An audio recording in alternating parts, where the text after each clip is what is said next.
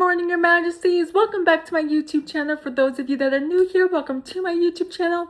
And yes, I am wearing a jean jacket this week because why not? So anyway, I have another story time for you guys. This one is called The Echoes of Madness. What is my dad doing? What is King Father doing? Is he being loud? Or is that Brother Majesty? Good heck. Okay. In the modern, sleek apartment complex, where the walls are thin and the neighbors keep to themselves, there's a certain apartment that no one wants to live in.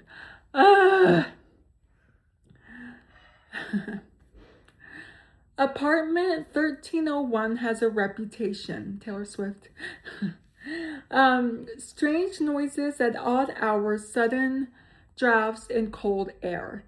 And whispers seem to come from the walls. The last few tenants all moved out within weeks, citing the same eerie feeling of being watched. Okay. Morgan, a young woman new to the city, is desperate for a place to live. She's heard rumors about 1301, but the price is right, and she convinces herself that it's just an old building with quirks. She moves in, determined to make the best of it. The first few nights are eventful, but soon she begins. The first few nights are uneventful, but soon she begins to notice the strange occurrences. At night, when everything should be quiet, she hears faint sounds, whispers, the creak of footsteps, the distant hum of voices, as if a conversation is taking place in another room. The air grows cold without warning, and her breath fogs in front of her face. She brushes it off, trying to rationalize the events, but the feeling of being watched grows stronger with each passing day. One evening, she's sitting on her couch. The lights flicker and go out. Of course. Then, the apartment is plunged into darkness, and for a moment, there's only silence. Then, the whispers start again, louder this time, more distinct. Morgan can make out words, but they're twisted, warped, as if spoken through water. She grabs her phone and turns on the flashlight, the beam slicing through the darkness. Oh my God. She follows the whispers, her heart pounding until she reaches the wall in the hallway.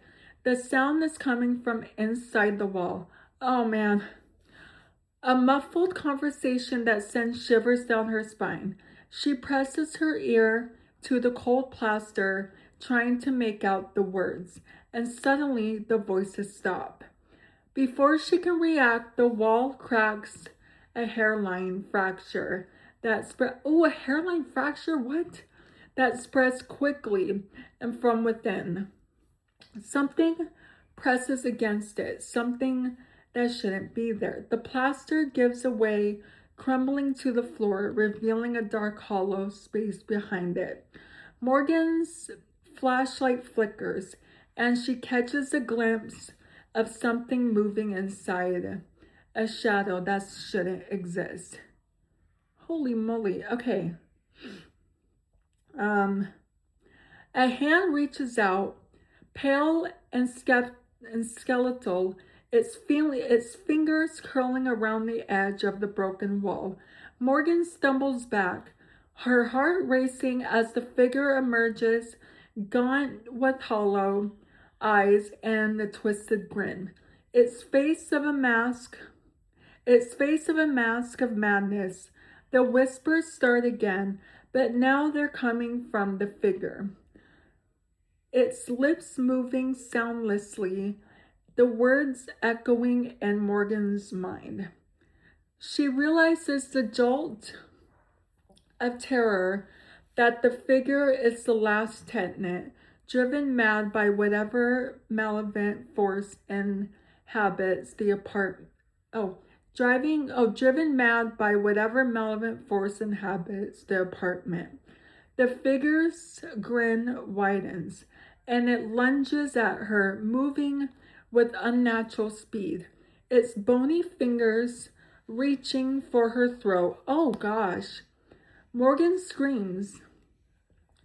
Morgan screams and scrambles back, but the figure is relentless. She's covered in the hallway, the flashlight flickering as the figure's cold hand closes around her neck. The whispers in her head grow louder, more insistent, filling her mind with chaos and madness. In a final act of desperation, she swings the flashlight, the beam catching the figure in the eyes. It recoils, hissing, and for a brief moment, she whispers, "Stop." Morgan takes the chance and bolts for the door, but the apartment seems to twist and warp around her, the walls closing in as if trying to trap her inside.